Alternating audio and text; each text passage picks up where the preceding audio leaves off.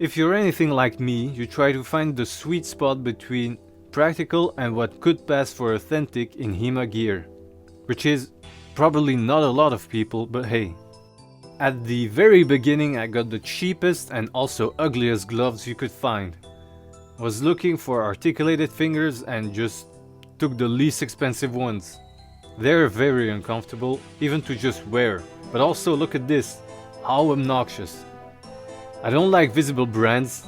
Yes, I do wear some in everyday life and it's almost unavoidable, but most of the time I try to find labels that are easily removable or will ask the store clerk if he can do it for me.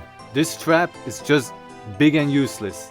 I suppose it could be a bit of extra padding, but I quickly went on to look for other gloves.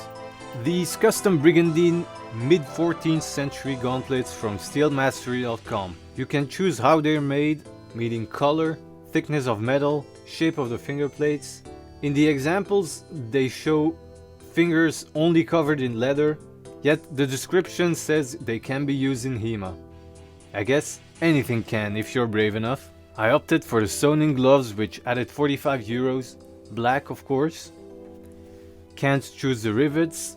Articulated fingers, I opted for those instead of the simple plates because it looked more resistant to me, with the only difference from the more expensive option being the shape of the knuckle.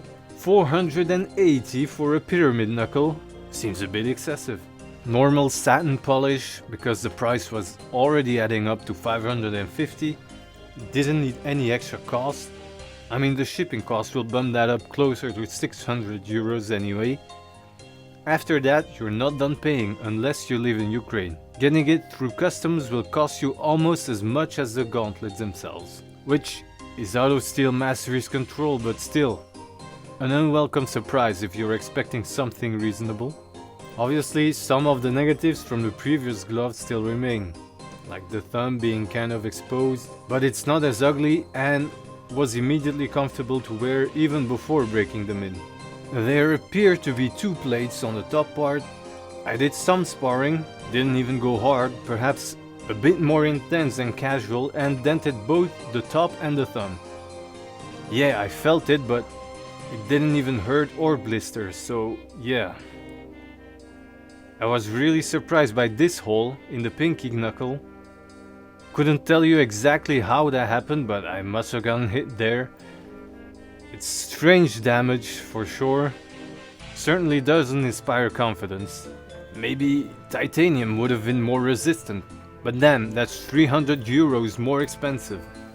I don't mind them looking rugged, but I'd at least hope they stand the test of time, somewhat.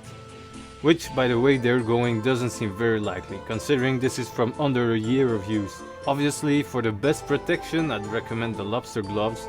You might have a bit less maneuverability, but will be entirely protected at least. I don't regret buying these per se, but wouldn't do so again, and would have a hard time recommending them to anyone. I admit I was a bit impatient and ordered online. Perhaps I could have waited and find some blacksmith at a medieval event and ask him. Given the import costs for these, it wouldn't have been a problem even if he asked for double. But I'm just thinking out loud for that one. It's always better to find local resources, obviously, but that process can take longer.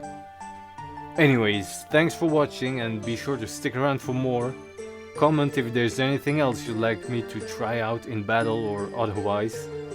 I hope you have a good day and take care.